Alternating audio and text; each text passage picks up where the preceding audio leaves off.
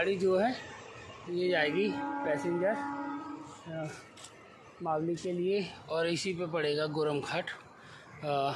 बड़ी दौड़ते हुए नहीं सो रहा था मैं सोते सोते, और ये दौड़ लगाई तब जाके ये गाड़ी में हाथ आ पाई है। बस 2 मिनट में चलने वाली है, तो हम लोग इसी से जाएंगे।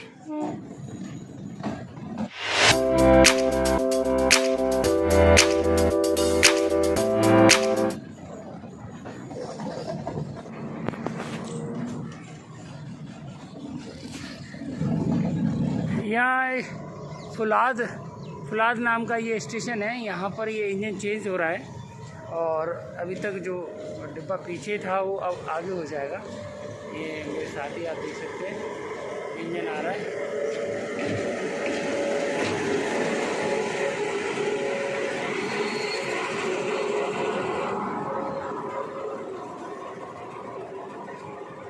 अब हम अब तक पीछे थे, अब आगे हो गए।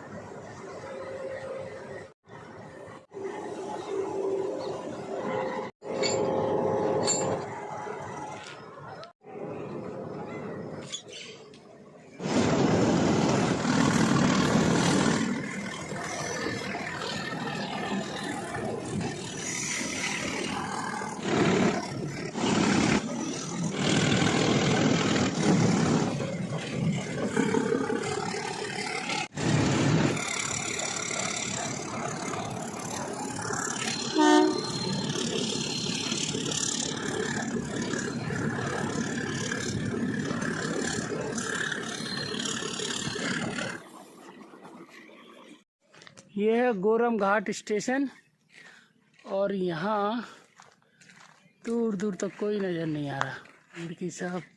तो आखिरकार हम आ गए हैं गोरम घाट। ये गोरम घाट जगह पे आप देख रहे हो, जैसे कि मेरे पीछे, यहाँ पे कोई भी व्यक्ति मौजूद नहीं है स्टेशन पे, खाली स्टेशन है। यहाँ तक कि टिकट विंडो पे भी कोई नहीं है, और पूरा सुनसान पड़ा हुआ है।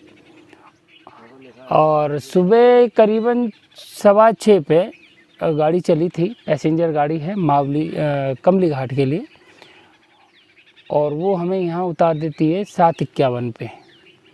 7:51 पे यहाँ देखने के लिए एक तो गुरु गोरखनाथ जी का मंदिर है, जो कि बहुत ऊपर है, वो सामने ऊपर पहाड़ी पे है, और एक शिव मंदिर है जो घाटी में नीचे है। उसके अलावा एक ब्रिज है, 2 ब्रिज हैं यहाँ पर। एक हेरिटेज ब्रिज है जो अभी मैंने आपको वीडियो में दिखाया, और इसके अलावा एक ब्रिज और है जिसकी तरफ शिव मंदिर के पास ही, उस ब्रिज पे हम अभी निकलने वाले हैं। और यहाँ ये आता है टोटगढ़ रावली जो वन्य अभयारण्य है, उसके तहत ये एरिया आता है। पूरी ऊंची ऊंची पहाड़ियाँ हैं।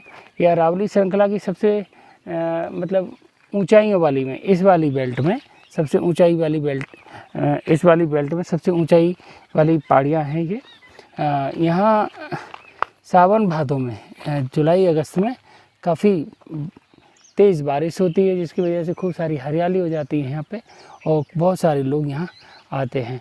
लेकिन चूँकि अभी आज है तारीख 30 अक्टूबर है 30 सितंबर, आज है 30 सितंबर, और सावन और भादों दोनों ही निकल चुके हैं। आश्विन का महीना चल रहा है, तो इस वजह से अब यहाँ लोगों की आने की बिल्कुल, पर्यटकों की बिल्कुल नगण्य संख्या है। एकमात्र हम ही हैं 2 बावड़े। यहाँ जुलाई और अगस्त में अच्छी खासी भीड़ होती है, और पूरी ट्रेन ऊपर तक लद के आती है, ऊपर तक भर के आती है। ये पैसेंजर, फ़िलहाल ये है कि इस पैसेंजर में मुश्किल से होंगे तो 5 डब्बे थे, तो 5 सवारियाँ होंगी मुश्किल से आज के डिब्बे में। अभी यहाँ से लौटने वाली जो ट्रेन है वो 10:30 बजे है, और एक ट्रेन आती है मावली से, वो 12:30 बजे आती है। ऐसे करके लौटने के लिए हमारे पास सिर्फ 2 ट्रेनें, एक 12:30 पे है और एक 12:30 पे है। तो अब देखते हैं परिस्थिति कैसी रहती है। हम पैदल जा रहे हैं आगे शिव मंदिर तक, और 10:30 तक ये लौट के आ गए तो 10:30 वाली पकड़ेंगे, नहीं तो 12:30 वाली पकड़ेंगे। अच्छा, इसके अलावा एक चीज़ और मैं कहना चाह रहा था। हाँ, मैं कहना चाह रहा था कि ये वाली जो ट्रेन है बड़े संयोग से हम लोग पकड़ पाए। कारण ये हुआ कि वहाँ से आबू रोड से जब हमने ट्रेन पकड़ी तो हमें मारवाड़ जंक्शन उतरना था। कितने बजे उतरना था? 3:15 पे उतरना था। लेकिन दिन भर के इतने थके हुए थे क्योंकि मोदी जी आ रहे थे, तो उनकी रिहर्सल में पुलिस वालों ने रोड जाम कर दिया आबू रोड से लौटते समय, और हमें करीबन 5 किलोमीटर पैदल चलना पड़ा, जिसकी वजह से बहुत ज़्यादा थकान हो गई थी। बैग लेके, काफ़ी भारी बैग है, बैग लेके 5 किलोमीटर पैदल चले और पूरे दिन भर के घूमे फिरे हुए थे। तो यूँ करके थकान की वजह से 12:30 बजे, नेचुरल सी बात है कि रात में नींद आती है, थकान हो तो और तेज़ आती है। 12:30 बजे जैसे ही हम ट्रेन में घुसे, हमें बहुत गहरी नींद आ गई। संयोग से जब एकदम झटके से नींद खुली तो उस समय 3:15 ही हो रहे थे और ट्रेन खड़ी थी मारवाड़ जंक्शन पे। मारवाड़ जंक्शन पे यदि उस समय नींद नहीं खुली होती तो हम लोग आगे पहुंच जाते, पाली या जोधपुर पहुंच जाते। खैर फिर 3 बजे जब हम 3:15 पे उतर गए मारवाड़ जंक्शन, तो वहाँ भी नींद बड़ी गहरी थी। तो वहीं, क्योंकि हमारी बस थी, ट्रेन थी ये वाली पैसेंजर 6:15 पे, तो हमने कहा 3 घंटे हैं, सो लो।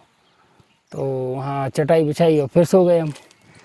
और जब नींद खुली तो उस समय भी 6:15 हो रहे थे और ट्रेन जाने वाली थी। तब हमने दौड़ लगाई, और वो दौड़ बड़ी भयंकर थी। हमारे दुबे जी की पीठ पे 20 किलो का बैग था और मेरे पास बैग था, मेरे पास थोड़ा छोटा था, मेरे पास 10 किलो का, इन पे 20 किलो का, और दोनों ने दौड़ लगाई पहले प्लेटफॉर्म नंबर से 6वें तक सीढ़ियाँ चढ़ के, और दौड़ते दौड़ते हमने लास्ट डिब्बा पकड़ पाया और उसके बाद यहाँ हम आ पहुँचे हैं।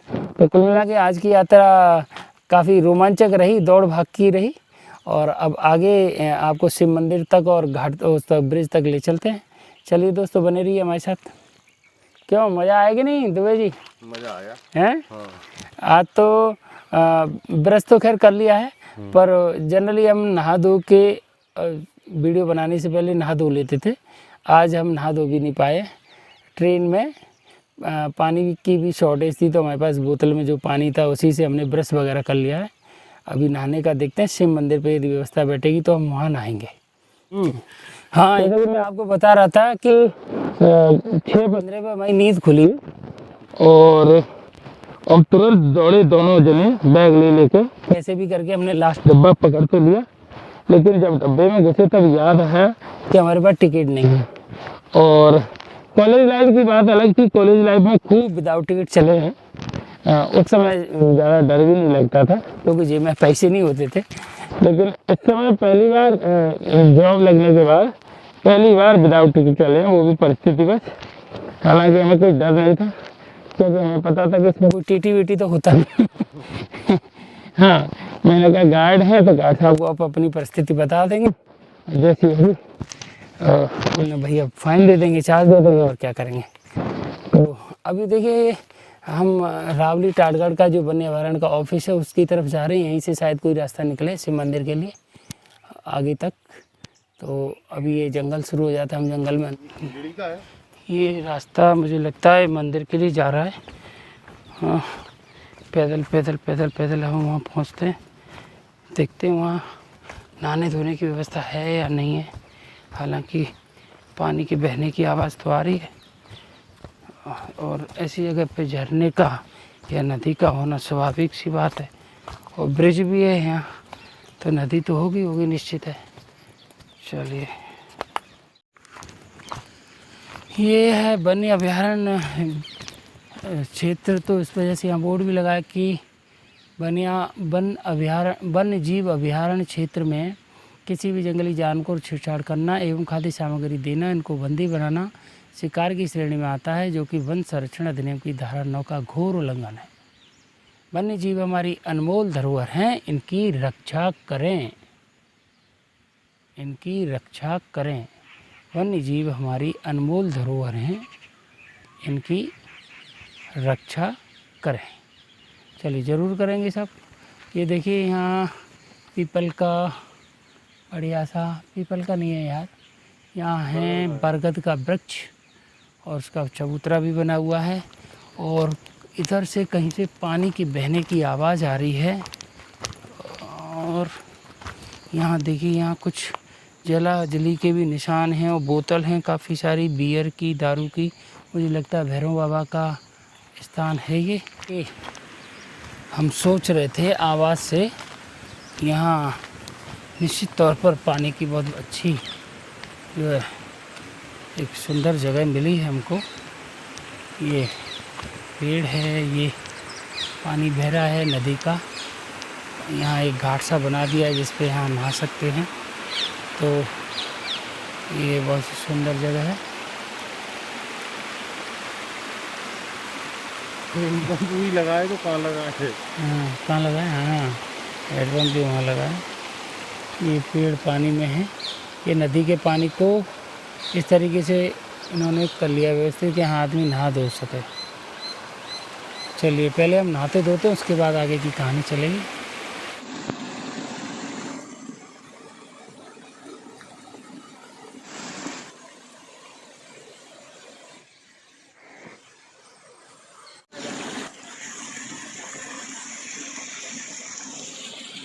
जो लंगूर हैं, ये लंगूर मैं यहाँ नहाने की सोच रहा था, पर इन लंगूर की जो फैमिली है इनको लगा कि शायद मैंने कोई हानि पहुँचाने आ रहा हूँ, तो ये सारे मेरे ऊपर झपट पड़े और मैं दौड़ के फिर आगे यहाँ घाट पे नहाया, क्योंकि यहाँ पे ये जो मैं धार में नहाना चाहता था, इसमें शायद धार,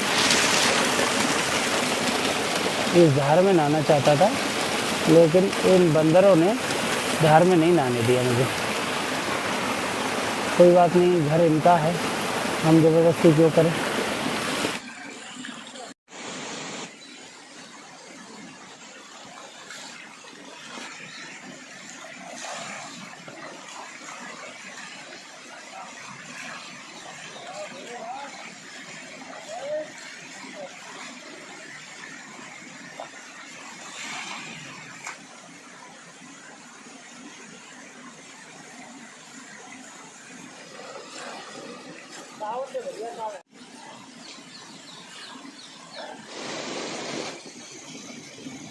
नहाने धोने के बाद एकदम तरोताज़गी आ गई है। नहाने के लिए बहुत ही बढ़िया जगह है, बहुत शानदार जगह है। एक तो चारों तरफ जंगल है, सुनसान जंगल, यहाँ दूर दूर तक कोई नहीं। हमारे दुबे जी मज़े ले रहे हैं पानी में। अंदर यहाँ इतना बढ़िया जगह बनाई हुई है, करीबन 3-4 फुट की, और ये पानी जो बहता हुआ आता है यहाँ पानी रुक जाता है और यहाँ आराम से घाट बना हुआ है, नहाओ। यहाँ गोरम घाट पे जब कोई था नहीं, तो हमने कहा जो बड़ा वाला बैग है 20 किलो वाला, तो हमने वो बैग वहीं रख दिया, उसी टिकट विंडो वाले कमरे में ही रखा है।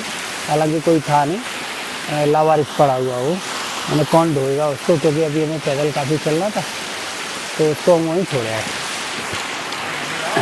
अब हमारा साबुन वगैरह और जो भी चीज़ें थी वो वहीं रह गई, इसलिए यहाँ पे हमने बिल्कुल एकदम जैसे जंगल में आदमी मंगल करता है, जंगल में सर्वाइव करता है, उस तरीके से यहीं की रेत लेके और नहाना धोना किया है, और उसी से अपना जो भी अपने अंडरवियर वगैरह है वो धोए हैं, उसी से साफ़ करे हैं, और बिल्कुल टोटल नेचुरल तरीके से, जैसे बाहर की कोई भी चीज़ इस्तेमाल ना करके। तो यहाँ जंगल सफारी करने का या फिर घुमक्कड़ी का एक ये पर्पज़ ये भी रहता है कि आप बिना संसाधनों के जंगल में या प्रकृति में कैसे सर्वाइव कर पाएंगे, कैसे रह पाएंगे, किस तरीके से अपने आप को, जैसे ब्रश नहीं है तो आप नीम लें, बबूल लें, या फिर